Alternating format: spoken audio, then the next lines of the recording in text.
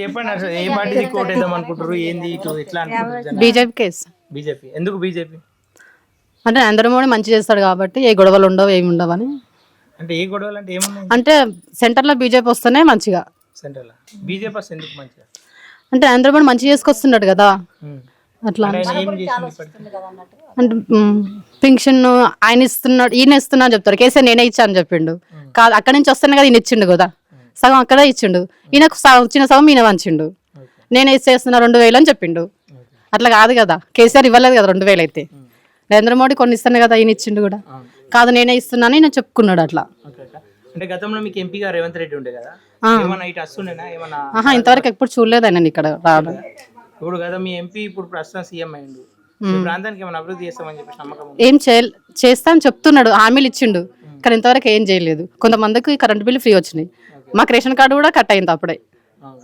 ఇప్పుడు current bill రాలేదు gas రాలేదు ఇప్పుడు పార్లమెంట్ ఎన్నికలు వస్తున్నాయి కదా ఏ పార్టీ కోటేద్దాం అనుకుంటున్నారు? పువ్వుకే ఎందుకు అంటే నేను మొన్న ఎలక్షన్లో కూడా పువ్వుకేసాను నేను అంతేనా ఇప్పుడు ఎందుకు అంటే ఈ రాష్ట్రంలో కాంగ్రెస్ ఉంది కదా కాంగ్రెస్ కాదని బీజేపీ కోటేస్తే ఏం లాభం ఉంటుంది అంటే మంచి పనులు చేస్తున్నాడు నరేంద్ర మోడీ మంచిగా చేస్తున్నాడు కదా అనుష అంతే ఈట నరేంద్ర కూడా ఒక మంచి వ్యక్తే ఆయన అట్లా అనుషని ఆయనకి వేద్దాము తెలుసు టీవీలలో ఫోన్లో చూసాం కదా ఆయన కోసం మాట్లాడుతుంటే వేరే వాళ్ళు చెప్తుంటారు కదా ఉచిత బస్ ప్రయాణం ఇస్తుంది కదా ఎందుకు పిల్లలకు ఇబ్బంది అవుతుంది మా పాప ఇప్పుడు కాలేజ్ వెళ్తుంది 7 పొద్దున 6కి పోతే 7కి వస్తుంది ఎందుకు ఎంత లేట్ అయిందంటే బస్సు ప్రాబ్లం అని చెప్తుంది పని లేని వాళ్ళు కూడా బస్సు ఫ్రీగా అనేసి అని పని లేని వాళ్ళు కూడా వెళ్తారు బస్సు ఫ్రీ కదా అనేసి అని వెళ్తున్నారు కదా అంటే మీకు టికెట్ లేం కాదు అట్లా పోతున్నా ఇట్లా పోతున్నా పని లేకున్నా కానీ షాపింగ్ వెళ్తారు అట్లా గుళ్ళకి వెళ్తారు గుడికి డైరెక్ట్ వెళ్తారా బస్ కిరాయి లేదనేసి అనే పోతారు పర్మిట్స్ పెట్టుకుని అయితే పోరు కదా అంటే ఉచిత బస్సు వల్ల లాభం ఉందా మహిళలకు లేదా లేదు అట్లా పెట్టి నేను అట్లుంది అనేసి బస్సులో ఫుల్ అయిపోతున్నాయి ఆయన పెట్టమని ఎవరు చెప్పారు ఎవరు అడగలేదా పిల్లలకి స్కాలర్షిప్ అంటే ఓకే స్కాలర్షిప్లు ఇవ్వడానికి బస్ ఫ్రీ చేస్తే వాళ్ళకి ఏం కాదు కానీ ఆయన మొత్తానికి అందరికి ఆడోళ్ళకి ఫ్రీ అంటే అది రాంగ్ పెట్టిండు దానివల్ల ఉపయోగం ఏం లేదు ఇప్పుడు 2500 ఇస్తా అని చెప్పేసి అంటుండ్రు రేవంత్ రెడ్డి గెలిచి ఇచ్చేదేందో సచ్చేదేందో బీజేపీ మిస్ కదా మిస్ అవుతుంది ఆయన ఇస్తేనే బతున్నారా లేకపోతే కూలి చేసుకుని మేము వ్యవసాయం చేస్తాము మేము బతలేమా వ్యవసాయం చేసుకొని ఆయన ఇస్తేనే బతున్నామా వ్యవసాయం పొలం పని చేస్తాము కరెంట్ అంటే గతంలో బీఆర్ఎస్ వాళ్ళు ఏమంటారు అంటే కాంగ్రెస్ రావట్లోనే పొలాలు ఎండిపోతున్నాయి అని చెప్పేసి అంటారు నిజమేనా రేపు తెలుస్తాను ఇప్పుడు 2 నెలలు అయింది గెలిచి 3 నెలలు 4 నెలలు 5 సంవత్సరాలు చూపిస్తాడు చుక్కలు ఆయన చూస్తే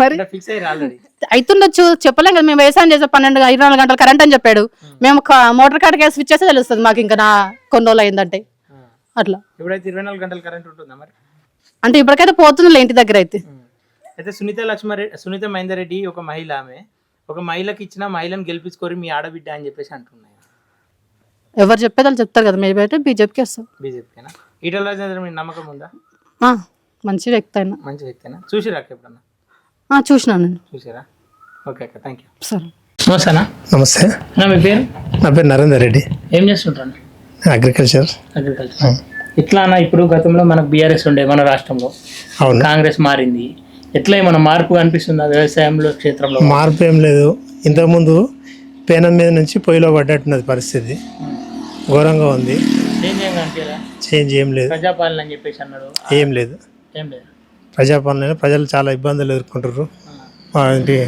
కరెంట్ కష్టాలు ఒకటి మీరు వ్యవసాయం అంటే ఏ పంటలు ఇస్తారా మేము వరి సాగు చేస్తారా ఎట్లా వరికి గిట్టుబాటు ధర కావచ్చు బోనస్ 500 కావచ్చు ఇస్తాను అవును అయితే ఆల్రెడీ కొంతమంది రైతులు కోసేసి కళ్ళల్లో ఆరబోసారు ఇంతవరకు కొనుగోలు కేంద్రాలు ఏమి ఏర్పాటు చేయలేరు ఒక పక్క వర్షాలు వస్తాయేమని చెప్పేసి భయపడుతున్నారు వెంటనే ఈ వరి కొనుగోలు కేంద్రాలు ఏర్పాటు చేసి మా యొక్క ఒడ్లు తీసుకొని ఈయన ఏదైతే మాట ఇచ్చిండో గిట్టుబాటు ధరతో పాటు 500 రూపాయలు బోనస్ ఇవ్వాలని చెప్పేసి మేము ఆశిస్తున్నాం అంటే కరెంట్ పోతుందని చెప్పేసి అంటారు వాస్తవం 100% అది కరెంట్ పోతుంది కరెంట్ కడిగేస్తే అధికారులను సస్పెండ్ చేస్తామని చెప్పేసి అంటారు అదంతా ఉట్టి మాట అది ఉట్టి మాట రైతులు ఎదుర్కొనే కష్టాలే ప్రయత్నం చేసిన కరెంట్ వాళ్ళకి కరెక్ట్ రెస్పాన్స్ ఏమి ఉంటలేదు దగ్గర అంటే రైతులకు ఏం మేలు జరగలేదు ప్రభుత్వంలో ప్రజాపాలన ఏం లేదు మేలు జరిగింది ఏం లేదు ఓకే, మీ పార్లమెంటుకు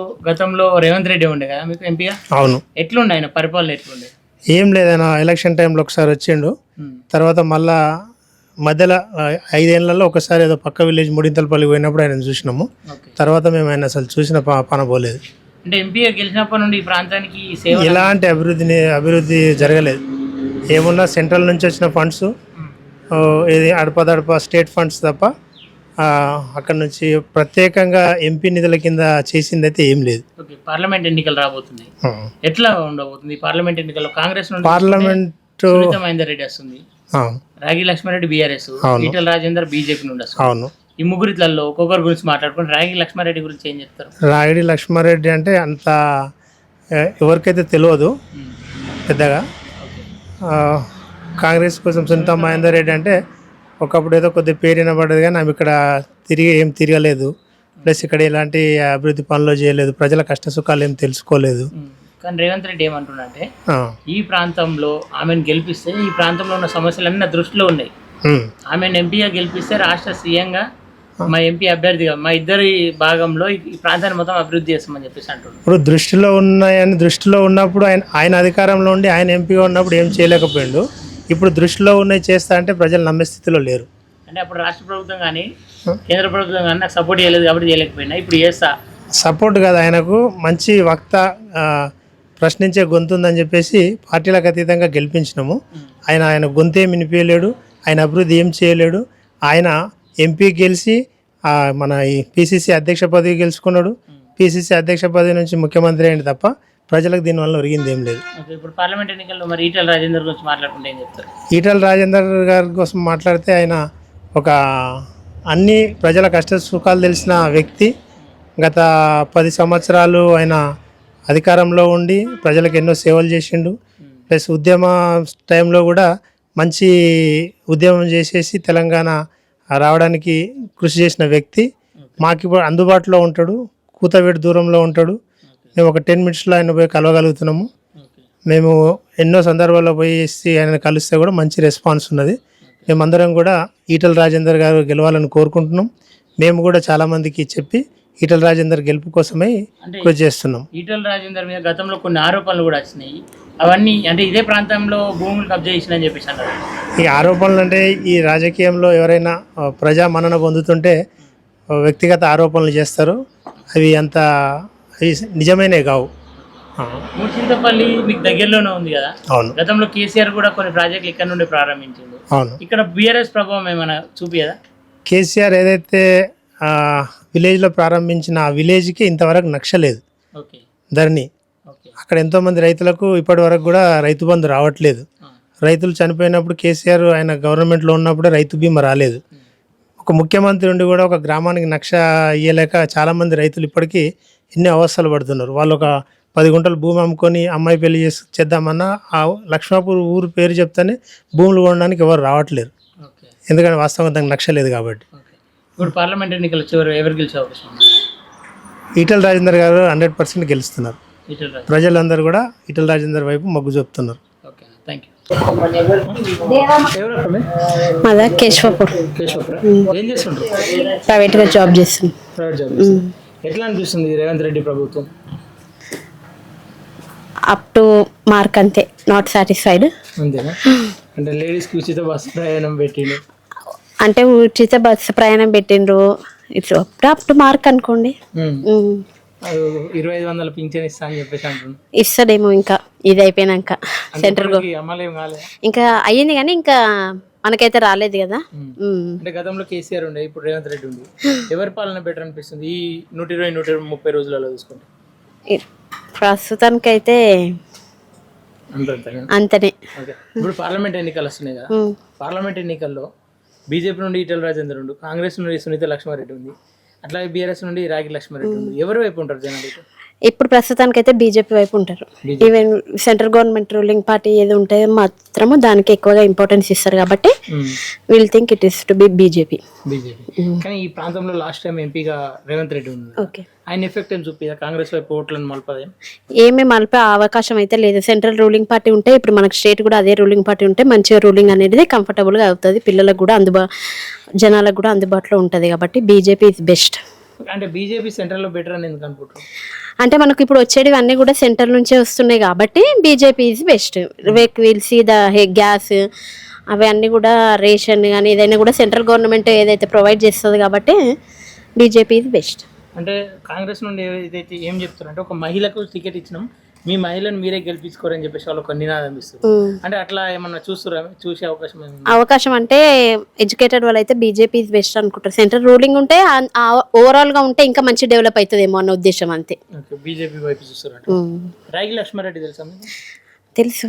ఆయన వైపు ఏమన్నా టర్న్ అయ్యే అవకాశం ఉందా? ఉంటుంది, ఉండొచ్చు, చెప్పలేం. జనాలు దాన్ని బట్టి మనం ఇఫ్ ఇట్ ఈస్ పాజిటివ్ ఉంటేనేమో ఇట్స్ ఓకే. అంటే మీ ప్రాంతంలో మీకు తెలిసిన మటుకు ఏ పార్టీ వైపు ఎక్కువ జనాలు మొగ్గు చూపుతారు? చూస్తున్నారు అంటే we'll think both BJP. BJP. Okay అండి, థ్యాంక్ యూ. నమస్తే సార్. నమస్కారం అండి. ఏం చేస్తున్నారు? నేను RTC retired. RTC. Okay sir. అంటే గతంలో బీఆర్ఎస్ ప్రభుత్వం ఉండే, అనేక సార్లు ఆర్టీసీ వాళ్ళు స్ట్రైకులు కూడా చేసిన సందర్భాలు చూసినాము. ఇప్పుడు కాంగ్రెస్ ప్రభుత్వం మారింది, ఏదైనా మార్పు అనిపిస్తుందా సార్ ఆ దిశగా ఏమన్నా? ఇప్పుడు ప్రభుత్వం వచ్చేసి తెలంగాణ మూవ్మెంట్ లో మేము కూడా చాలా ఉద్యమం చేసినాం. మేము కూడా నేను కూడా జైలుకు పోయినా, నా మీద 4 కేసులు కూడా అయిపోయింది. తెలంగాణ ప్రభుత్వం వచ్చిన తర్వాత ఆ కేసులను ఎత్తడం జరిగింది. కానీ ఇప్పుడు కాంగ్రెస్ ప్రభుత్వం వచ్చి ఒక అంటే 125 డేస్ అవుతుంది. వాళ్ళు ఇచ్చిన హామీలు త్వరగా ఏ ప్రభుత్వం నెరవేర్చలేదు. వీళ్ళు కూడా నెరవేర్చారని నాకైతే నమ్మకం ఏం లేదు. ఎట్లా అంటే చాలా ఇది పెద్ద ఆర్థిక భారం తోటి ఉన్నది కాబట్టి దాంతో నెరవేరుస్తారని నేనైతే అనుకోవట్లేదు. ఓకే. అంటే మీకున్న అంటే అవగాహన కావచ్చు, రాజకీయంగా కూడా మీరు తిరిగి అని చెప్పేసి అంటే ఎట్లా అనిపిస్తుంది? అంటే ఇప్పుడు కాకుండా 100 రోజులు అయిపోయింది ఆల్రెడీ ఏదైతే మాట ఇచ్చిందో, తర్వాత నన్ను చేసే అవకాశం ఉందా? కాంగ్రెస్ ప్రభుత్వంలో మార్పు ఏమన్నా కనిపిస్తుందా? ప్రజాపాలన అని చెప్పేసి చెప్పారు. ఇప్పుడు వీళ్ళే అంటున్నారు 7 లక్షల కోట్లు అప్పు చేసి పెట్టిండు, పెద్ద గోతి చేసి పెట్టిండు అని అన్ని పెట్టింది కదా. దాని గురించి వీళ్ళే అంటున్నారు కాబట్టి వీళ్ళు అంతకన్నా ఎక్కువ హామీలు ఉన్నాయి కాబట్టి వీళ్ళు నెరవేరుస్తారని నేనైతే అనుకోవట్లేదు. అంటే గతంలో ప్రభుత్వాన్ని చూసుకుంటే ఈ ప్రభుత్వాన్ని చూసుకుంటే అంటే ఏదన్నా మార్పు ఉందా? గతంలో బెటర్ అనిపిస్తుందా? మార్పు అయితే ఏం లేదు. మార్పు ఇంతలేమి కావాలంటే కొన్ని రోజులు కావాలి మార్పు చేయడానికి. నేనైతే మార్పు అయితేలా నేనేమి అనుకోవట్లేదు. వీళ్ళు చేస్తలేరని నేను కూడా ఏమి అనుకోవట్లేదు. ఏదో వచ్చిన 6 గ్యారంటీలు ఏదో పొక్కటి బస్సు వచ్చింది కాబట్టి అది ఒకటి పెట్టిండ్రు. 0-200 యూనిట్స్ అని అది పెట్టిండ్రు. అది మా విలేజ్ కనీసం 70% కూడా ఇంకా రాలేదు. దానికి కూడా వస్తాయని కూడా నమ్మకం లేదు. ప్రతి దగ్గర ఏదన్నట్టు కొరియర్లు పెడుతున్నారు, కారు ఉంది, ఇది ఉంది, అది బిల్డింగ్ ఉంది అని అంటున్నారు కాబట్టి అవి వచ్చేది చేస్తారని నాకైతే నమ్మకం లేదు. ఓకే. అంటే మీ ఆర్టీసీ రిటైర్ అంటారు కదా, అవును, ఎవరైనా మీ మిత్రులు మీతో మాట్లాడుతూ ఉంటారు అంటే ఇప్పుడు ప్రస్తుతం ఉద్యోగంలో జూనియర్ కావచ్చు, అట్లా ఎట్లా అనిపిస్తుంది? అంటే వాళ్ళకి ఉచిత బస్సు ప్రయాణము వాళ్ళకి మన మేలు కనిపిస్తుందా, లేదంటే ఏదైనా ఇబ్బందులు కల్పించే విధంగా ఉందా? ఇప్పుడు గవర్నమెంట్ పెట్టింది ఉచిత బస్సు అని పెట్టింది. ఉచిత బస్సు అని పెట్టింది, అమౌంట్ కంపల్సరీ రిటర్న్ చేయాలి, డిపార్ట్మెంట్ కి ఇవ్వాలి. డిపార్ట్మెంట్ కి ఇప్పుడు ఇచ్చి జనవరి నుండి ఇప్పుడు ఉచిత బస్సు అని పెట్టారు. ఇప్పటిన 1450 కోట్లు బ్యాలెన్స్ ఉన్నది. అవి ఇచ్చేస్తే వీళ్ళు నెరవేర్చినట్టు అవుతుంది. పబ్లిక్ లో వాళ్ళు ఉచిత తిరుగుతున్నారు కాబట్టి డిపార్ట్మెంట్ కి ఇవ్వాలి కదా, వాళ్ళు కూడా భారమే కదా. వాళ్ళు కూడా ఏమంటున్నారు అంటే ఇది ఇచ్చుడు కూడా సరైనదని కాదని వాళ్ళు కూడా అంటున్నారు. అంటే బస్సులో ప్రయాణం చేసే మహిళలు కావచ్చు, అనేక సార్లు కొట్లాటలు అవుతున్నాయి. కొన్ని సందర్భాల్లో కండక్టర్ మీదకి పోతారు, కొన్ని సందర్భాల్లో డ్రైవర్ మీద కొట్టే ప్రయత్నం చేస్తున్నారు. అంటే వీటిపైన ఎప్పుడన్నా వాళ్ళు అంటే స్పందిస్తారు ఎవరన్నా? వాళ్ళు మాకు చెప్తూనే ఉంటారు. ఒక లీడర్ గా నేను ఉంటే అయితే నాకు చెప్తున్న ఏ విషయం అని అంటే ఉచితాలు పెట్టేసి లేడీస్ ఇట్లా తలలు పట్టుకోవడం అవుతుంది, సీట్ల గురించి కొట్లాటలు అవుతుంది. వాళ్ళు కూడా కొన్ని సందర్భాలలో వాళ్ళు కూడా వ్యతిరేకంగా ఉన్నారని వాళ్ళు అన్నారు. వ్యతిరేకంగా ఉన్నారు. సరే, ఇప్పుడు పార్లమెంట్ ఎన్నికలు రాబోతున్నాయి అంటే మీరు ఏదైనా పార్టీకి అడాప్ట్ ఉన్నారా సార్? నేను బీఆర్ఎస్ పార్టీలో ఉంటే బీఆర్ఎస్ పార్టీలో ఎప్పుడైతే కవితమ్మ లోపలికి పోయిందో దాని తర్వాత మా భద్రరెడ్డికి టికెట్ రాలకుండా మళ్ళీ ఆయన కూడా ఇప్పుడు కాంగ్రెస్ లో పోయిండు. ఇక్కడ పోయిండు, బెంగళూరు పోయిండు, ఢిల్లీ పోయిండు. వీళ్ళందరూ చూసినా కానీ వీళ్ళ ఇంతే ఉంటుందా. నేను ఈ ముందు భవిష్యత్తుకు పాటుపడుతుంది భారతీయ జనతా పార్టీలకు వచ్చడం జరిగింది. అంటే రాష్ట్రంలో చూసుకుంటే కాంగ్రెస్ ఉంది, కాంగ్రెస్ వైపు ఎందుకు వెళ్ళాలని? ఏదైనా కానీ పెద్దోడు తండ్రి మంచిగా ఉంటాడు, కొడుకు మంచిగా ఉంటాడు. తండ్రి మంచి లేని కొడుకు ఎట్లా అంటాడు? మొన్ననే అన్నాడుగా రేవంత్ రెడ్డి, మా పెద్ద బాయ్ వచ్చాడు, మా బడే బాయ్ అన్నాడు. ఆయనకు చూసి మేము కూడా అంతకన్నా ముందు మేము బీజేపీలోకి వెళ్ళిపోవడం జరిగింది. భవిష్యత్తు గురించి మా తరం అయిపోయింది, మా పిల్లల భవిష్యత్తు గురించి మేము భారతీయ జనతా పార్టీలోకి వచ్చింది. బీఆర్ఎస్ నుండి వెళ్ళడానికి గల ముఖ్య కారణాలు ఒకటి పక్కన పెడితే ఈ ఫోన్ ట్యాపింగ్ ఇవన్నీ ఈ మధ్యలో బాగా బయటపడుతున్నాయి కదా, ఎట్లా అనిపిస్తుంది? అవి నిజమే నమ్మసక్యంగానే ఉన్నాయా? ఫోన్ ట్యాపింగ్ అంటే అది పెద్ద నేరమే. ఎవరికైనా కానీ ఒకరు మాట్లాడుతుంటే ఒకరు మాటలు వినిపించుకోవద్దు కదా. అన్ని తెలిసిన వాళ్ళు ఎటువంటి చేసేస్తే ఎట్లా బాగుంటుంది? కొందరు సామెతలు అన్ననే చెప్తాడు, నేను 80,000 బుక్కులు చదివినా, అన్ని చదివినా అంటాడు కదా. మళ్ళీ ఇటువంటి చేసుడు అతను నేరం అనిపించలేదా? అంటే పార్లమెంట్ కవిత ఏమని చెప్తుంది మొన్న ఒక సందర్భంలో, నన్ను ఈ బీజేపీ అరెస్ట్, ఇది సిబిఐ అరెస్ట్ కాదు, ఇది బీజేపీ అరెస్ట్ అని చెప్పేసి అంటుంది. ఆ వాక్యాలను ఎట్లా చూడొచ్చు సార్? ఇప్పుడు ఎట్లంటే చేసిన వాళ్ళు దొంగ అనేటప్పుడు దొంగ అని అన్నాడు. దొంగనే వాడు దొంగ చేసి దొంగ అని అంటాడు. కానీ వాళ్ళు చేసింది ఉత్తవుడు వేరు కాదు కదా, వేరే వాళ్ళు చేయరు కదా. వేరే వాళ్ళు పట్టుకోపోవట్లేదు ఏంది? ఆమెకు లేదు కదా, ఆమె చేసింది కాబట్టి వాళ్ళు రుజువైనాయి కాబట్టి, అప్రూవర్గా అందరు ఉన్నారు కాబట్టి, రుజువు కాబట్టి, ఒకటి అత్యున్నత ఇది చేసింది కాబట్టి కంపల్సరీ ఆమె అరెస్ట్ చేయడం జరిగింది. ఓకే సార్, పార్లమెంట్ ఎన్నికలు వస్తున్నాయి, ఎట్లా ఉండబోతుంది? ఇది మల్కాజ్గిరి పార్లమెంట్ కిందకి వస్తుందా? మల్కాజ్గిరి పార్లమెంట్ కింద వస్తుంది. ఎట్లా ఉండబోతుంది? ఈ ప్రాంతంలో మార్పు ఏమైనా కనిపిస్తుందా? ఈ మార్పు మాత్రం కంపల్సరీ ఎవరున్నా కానీ సెంట్రల్ మాత్రం నరేంద్ర మోడీ ఉండాలని ప్రతి పౌరుడు, ప్రతి మహిళ, ఎవరిని కదిలిచ్చినా వాళ్ళు కంపల్సరీ సెంట్రల్ మొత్తం నరేంద్ర మోడీ ఉండాలని వాళ్ళు అంటున్నారు. అంటే ఈ ప్రాంతంలో ఎవరు గెలిచే అవకాశం ఉంది? ఈటల రాజేందర్. కానీ రేవంత్ రెడ్డి ఏమంటున్నా అంటే, గతంలో నన్ను ఎంపీగా భారీ మెజార్టీతో గెలిపించింది, ఇక్కడ నా ఓట్లు నా ప్రజలు నా వైపు ఉంటారు కాబట్టి సునీత లక్ష్మారెడ్డికి గెలిచే అవకాశాలు ఉంటాయని చెప్పేసి ఆయన ధీమా వ్యక్తం చేస్తుండే. అది ఎట్లా చూసుకోవచ్చు? ఇప్పుడు అతనే అన్నాడు కదా, నాది కొడంగల్ అన్నాడు, ప్రాంతీయం ఇది అన్నాడు. మరి ఆయన అప్పుడు లేనప్పుడు కొడంగల్ ఓడిపోతే ఇక్కడికి వచ్చిండు. మరి రాజేందర్ అయితే ఇక్కడనే ఉన్నాడు కదా. ఇవి మా దగ్గర 10 కిలోమీటర్లు 15 నిమిషాలలో మా అతను చేరుకుంటాం. ఈ సునీత లక్ష్మారెడ్డి కూడా ఎక్కడ ఉంటారో తెలియదు, మహేందర్ రెడ్డి వీళ్ళందరూ ఎక్కడ ఉంటారో మాకు కూడా అసలు తెలియదు. సిటీలు ఉంటారా లేకుంటే చెవెళ్ళలో ఉంటారా మాకు కూడా తెలియదు. వాళ్ళు ప్రాంతం వాళ్ళు ఎట్లా అవుతారు, వాళ్ళు ఎట్లా గెలుస్తారు. ఓకే, అంటే ఎవరు గెలిచే అవకాశం ఉంది అనుకుంటారు? ఈటల రాజేందర్. ఓకే, ఆయన వ్యక్తిపరంగా గెలుస్తాడు అంటారా, పార్టీ పరంగా? పార్టీ పరంగా గెలుస్తాడు, వ్యక్తిపరంగా గెలుస్తాడు. ఎట్లా అంటే అతను చాలా దొంగపడ్డాడు కాబట్టి, బీఆర్ఎస్ గవర్నమెంట్ నటిన్లకి వెళ్ళి పంపించారు కాబట్టి అతను అప్పటి నుండి ఉద్యమం నుండి ఉన్నాడు, పేరు సంపాదించుకుంటుండు. అండ్ 7 సంవత్సరాలు కూడా మినిస్టర్ చేసిండు, ఆర్థిక మినిస్టర్ చేసిండు కాబట్టి అతనికి సాధక బాధకాలు తెలుసు. ప్రతి ఏ విషయం ఎవరని అతను తెలుసు, అన్ని గ్రహించుకుంటాడు కాబట్టి ఎవరికి ఏం చేయాలి, ఏ టైంలో ఏం చేయాలి అతనికి తెలుసు కాబట్టి అతన్ని వెనుకోవడం జరుగుతుంది ఇక్కడ. Okay sir, thank you. Welcome. నమస్తే. ఇది మల్కాజ్గిరి పార్లమెంట్, ఎల్బీ నగర్ నియోజకవర్గం. ఓకే, సుధీర్ రెడ్డి గెలిచినది ఇక్కడ నుంచి వచ్చిపోతా ఉండా? ఏదన్నా ఏడొస్తుండు. ముందే గెలుపు కష్టం అనుకున్నాం, కానీ ఇక్కడ ఏమైందంటే డబ్బులు కమ్ముడు వేరు. ప్రజలు పబ్లిక్ అమ్ముడు వేరా? పబ్లిక్ ఖచ్చితంగా ఓటుకి నోటు డబ్బు అమ్ముడు వేరు. అందుకే సుధీర్ రెడ్డి గెలవగలిగాడు. డబ్బులు విచ్చలు విడిగా పనిచేసిండు, సో గెలిచేసిండు. ఉంటాడా పార్టీలో? మళ్ళీ కాంగ్రెస్ పార్టీకి అంటారు? చెప్పలేమన్నా, ఎంపీ ఎలక్షన్స్ అయిపోయేలోపు చెప్పలేము. ఖచ్చితంగా జెండా ఎత్తేస్తాడు. అలా జెండా ఎత్తి వచ్చినాడే, ఇప్పుడు జెండా ఎత్తడం నమ్మకం అయితే ఏం లేదు. ఖచ్చితంగా జెండా ఎత్తేస్తాడు. వాళ్ళు రాణించుకుంటలేరు అనే ప్రస్తావన వస్తుంది కాబట్టి ఆగుతుందని ఎల్బీ నగర్ ప్రజల్లో చూస్తున్నారు. అంతే, కాంగ్రెస్ పార్టీ దగ్గర తీస్తలేదు. లేకపోతే ఎందుకంటే అప్పుడు రేవంత్ రెడ్డి అని కష్టపడి ఈడని గెలిపించిండు అనే నమ్మకం ప్రజలకు ఉండే. నమ్మిన పార్టీని మళ్ళీ వీడగొట్టొచ్చిన వాళ్ళని మేము కాంగ్రెస్లోకి తీసుకోమని కాంగ్రెస్ వాళ్ళు చెప్పడం వల్ల ఇప్పుడు వాళ్ళు పార్టీలోకి తీసుకోమని చెప్తారు. అందుకే ఇక మేబీ ఉండొచ్చు. ఆయన కూడా మొన్న ఒక చెప్పిండు, నేను టీఆర్ఎస్లోనే ఉంటా అని, కేసీఆర్తోనే నడుస్తా అని అయితే చెప్పిండు. ఏమైతే చెప్పలేము. ఇక ఆయన కప్పి ఆస్తుల కోసమైనా పోయే అవకాశం కూడా ఉండొచ్చు, చెప్పలేము. ఎట్లుంది రేవంత్ రెడ్డి పరిపాలన? అంటే 120 రోజులు దాటింది కదా, ఏమంటారు పబ్లిక్, ఏమంటారు? ఇక చాలా దారుణం అయిపోయింది అన్న. ఈ టీఆర్ఎస్ కంటే ఇంకా ఘోరంగా ఉంది. ఇప్పుడే ఆర్డర్ వ్యతిరేకత స్టార్ట్ అయిపోయింది. అసలు ఫ్రీ బస్ ఎందుకు పెట్టిండో అసలు అర్థమే అయితే లేదు. ఫ్రీ బస్ లేడీస్ అమీర్పేట నుంచి పంజాగుట్ట పోయి గప్చుప్ దిండికి యూజ్ చేసుకుంటారు.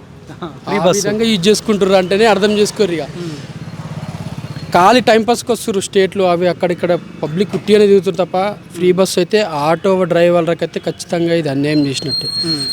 కొన్ని కోట్ల కుటుంబాలు ఉన్నాయి అన్న తెలంగాణలో, వాళ్ళకి ఖచ్చితంగా అన్యాయం చేసింది ఖచ్చితంగా. కానీ ఈ 100 రోజులలో ఎట్లా చెప్తాం వ్యతిరేకత వచ్చని చెప్పి, అంటే 10 సంవత్సరాల కాలం పాటు కేసీఆర్ పరిపాలన కొనసాగింది కదా, కదా ప్రభుత్వం ఇబ్బంది పెట్టింది, అందుకే కాస్త ఇబ్బంది అవుతుందని నేను చెప్తా ఉన్నాను. అయింది కరెక్టే, కానీ వీళ్ళు ఏంటంటే వచ్చిన 100 రోజులకి అభివృద్ధి చేస్తా అని చెప్పారు కదా. 100 రోజులలోనే 6 గ్యారెంటీలు ఖచ్చితంగా ఇస్తాం అని వీళ్ళు ఖచ్చితంగా ప్రస్తావన చేసిర్రు. ఎక్కడ ఏ స్పీచ్ ఇన్నా రేవంత్ రెడ్డి కానీ బట్టి విక్రమార్క కానీ ఏ ఎమ్మెల్యే క్యాండిడేట్ తీసుకున్నా మేము 100 రోజుల్లో ఖచ్చితంగా అభివృద్ధి చేసి చూపిస్తామని ప్రతిదీ అమలు చేసిర్రు. కానీ 100 రోజులు కాదు, 120 days అయిపోయింది ఆల్రెడీ. ఒక రైతు బంధు కూడా పడలేదు, ఇంకా ఒక ఉచిత బస్సు తప్ప ఏ హామీ కూడా నడవడం లేదు. ఇంకా స్కాలర్షిప్ల గురించి ప్రస్తావన లేదు. ఫీజు తగ్గిస్తా అని చెప్పారు, అది లేదు. ఏ ప్రభుత్వం వచ్చినా ఫస్ట్ ఆఫ్ ఆల్ చేసేది ఏంటంటే విద్యార్థులకు ఖచ్చితంగా కార్పొరేట్ స్కూల్స్ ఉంటాయి కదా, ఖచ్చితంగా మేము ఈ సీట్లు మేము ఫీజులు తగ్గియాలని డిమాండ్ చేస్తున్నామని చెప్తారు. కానీ ఏ ప్రభుత్వం వచ్చినా కూడా ఖచ్చితంగా అది తగ్గదు. వాళ్ళు మళ్ళీ కుమ్మక్కయ్యి అది అదే ప్రస్తావన నడుస్తూనే ఉంటుంది. ఇప్పుడు కాంగ్రెస్ ప్రభుత్వం అయితే ఖచ్చితంగా అయిపోయింది. ఎంపీ ఎలక్షన్స్ రాబోతున్నాయి, 4 రోజులు టైం ఉంది. మల్కాజ్గిరి నుంచి 3 అభ్యర్థులు కనిపిస్తూ ఉన్నారు. 3 అభ్యర్థులలో ఎవరు బెటర్ అనిపిస్తుంది? ఈటల రాజేందర్ ఖచ్చితంగా. ఈటల రాజేందర్ అన్న ఇంటికి వంగన ఫస్ట్ బాబు తిన్నావా అన్నా తిన్నావా తిని వచ్చే మాట్లాడుతుంటాడు. ఫస్ట్ నువ్వు తిన్నావా, నీ సమస్య ఏంది అని మాట్లాడే వ్యక్తి అంటే తెలంగాణలో ఖచ్చితంగా ఆయన వ్యక్తి. ఆయన ఇంటికి వెళ్ళి ఖచ్చితంగా తిన్న తర్వాత సమస్య ఏందో తెలుసుకొని సమస్యని ఖచ్చితంగా సాల్వ్ అయ్యే విధంగా పరిష్కారం చేస్తాడు ఈటల రాజేందర్. తెలంగాణ ఉద్యమంలో మలిదశ నుంచి తొలిదశ ఉద్యమం నుంచి మలిదశ ఉద్యమం వరకు పోరాడిండు. ఇక కేసీఆర్ మొత్తం కుంభకోణం ఆయన బయటపడుతున్నాయని ఆయన పార్టీ నుంచి సస్పెండ్ చేయడం వల్ల ఆయన బీజేపీకి వచ్చిండు. ఖచ్చితంగా ఇక్కడ ఈటల రాజేందర్ గెలుస్తాడు, సెంట్రల్ మినిస్టర్ కూడా ఖచ్చితంగా అవుతాడు. ఇప్పుడు ఇద్దరు తెలియదా, రాగి లక్ష్మారెడ్డి పట్నం సొంతమైన? రాగి లక్ష్మారెడ్డి ఎవరికి తెలుసు అన్న? ఎవరికి తెలియదు. ఆ పట్నం మహేందర్ రెడ్డి ఏంది ఆడ ఆయన రౌడీ షీటర్ అంట. మొత్తం తాండూరు మొత్తం మేలేడక మొత్తం కబ్జాలు ఆయన మొత్తం, ఆయన కింగ్ అంటాడు. ఈడ వచ్చి ఏం చేయలేడు. ఈటల అంటే ఏంటంటే తెలంగాణ ఫేవర్ కాబట్టి ఆయన మంచి ప్రస్తావన ఉన్న వ్యక్తి కాబట్టి ఖచ్చితంగా. హుజరాబాద్లో చెల్లని రూపాయి మల్కాజ్గిరిలో ఖచ్చితంగా చెల్లుతుందన్న. ఎందుకు చెల్లదని వాళ్ళు హుజరాబాద్లో ఏమనేసి ఏంటంటే కౌశిక్ రెడ్డి ఏం చేసిండంటే నేను చచ్చిపోతా అదొకటి చేసిండు. ఇంకోటి ఏంటంటే ఈటల గజ్వేలో గెలుస్తుంది కదా, ఈడ గెలిస్తే రాజీనామా చేయాల్సి వస్తుంది కాబట్టి ఖచ్చితంగా ఇక్కడ ఒక రాజీనామా చేయాల్సి వస్తుంది కాబట్టి గజ్వేలో గెలుస్తుండనే ఇక్కడ కూడా హుజూరాబాద్ ప్రజలు ఏం చేసినంటే కాంగ్రెస్ని గెలిపియద్దని టీఆర్ఎస్ని గెలిపించాల్సి వచ్చింది ఆడ. ఓకే, మీరు మాత్రం ఈటలకే ఇస్తాం ఖచ్చితంగా. దేశంలో 3వ తేదీ అబ్కి బార్ 400 బార్ అనే దాంతో భారతీయ జనతా పార్టీ ఖచ్చితంగా జెండా ఎగరవేస్తాం.